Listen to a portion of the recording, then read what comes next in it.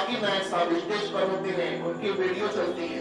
आप देखें दिल्ली का प्रोग्राम है, इंग्लिश में तो मैं जाने क्या कहेंगे, किधर चले गए होंगे, जो जानते हैं इंग्लिश वो देखें और सुने उनको, उर्दू में तकरीर करती वहां पर। एक साहब हिंदू है, उन्होंने सवाल के तलाक के ताल्लुक से, जो गैर मुस्लिम है, तलाक के ताल्लुक से जब सवाल करेगा तो वो 1 और 3 की बहस करेगा कि तलाक को ही गलत करार देगा।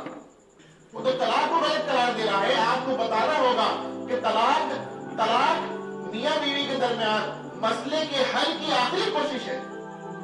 इसी हल के जरिए ये देखते हैं हम अपने मुआशरे के अंदर कि मुसलमान औरतें डूब कर नहीं मरती है, जल कर नहीं मरती है, कुएं में पैर उनका फिसल नहीं जाता है।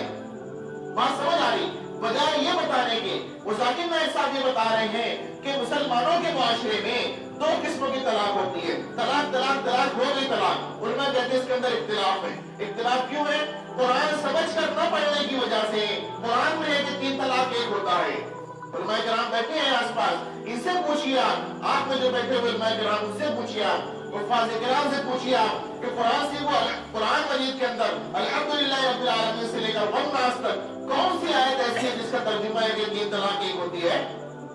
कुरान के नाम पर झूठ बोला जा रहा है, स्टेज पर वीडियो बनाई जा रही है, साहिब में कुरान शरीफ खुल कर आ रहा है, रिवायत आयत लिख कर आ रही है, लेकिन है नहीं।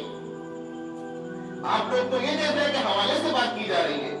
तो मेरे दोस्तों, इनके धोखों से कैसे बचा जाए? आप बताएं, मैं बता दूं एक जुमले में। देखिए हदीस के अंदर आता है कि एक दौर आएगा, कुछ लोग अपने पिछलों को बुरा कहेंगे, कुछ लोग अपने पिछलों को बुरा कहेंगे, खुद गुमराह होकर दूसरों को गुमराह करेंगे। समझ लिए, सुन लिए? उलमाए किराम ने लिखा है कि इन लोगों से बचने का एक ही तरीका है, इन लोगों से बचने का एक ही तरीका है कि उन लोगों की पैरवी कर ली जाए, उन लोगों की पैरवी कर ली जाए जिनके हिदायत याफ्ता होने पर उम्मत का इजमा है, जिनके हिदायत याफ्ता होने पर उम्मत का इजमा है।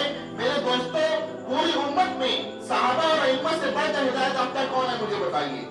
हम उनकी इत्तिबा कर रहे नहीं कर रहे हैं? तो मेरे दोस्तों, ये कितने सही कितने गलत मैं कह रहा हूं, आप मुझे बताएं। यहाँ तो शक हो सकता है सही है कि गलत, लेकिन आप बताएं सहाबा के ताल्लुक से शक हो सकता है सही है कि गलत?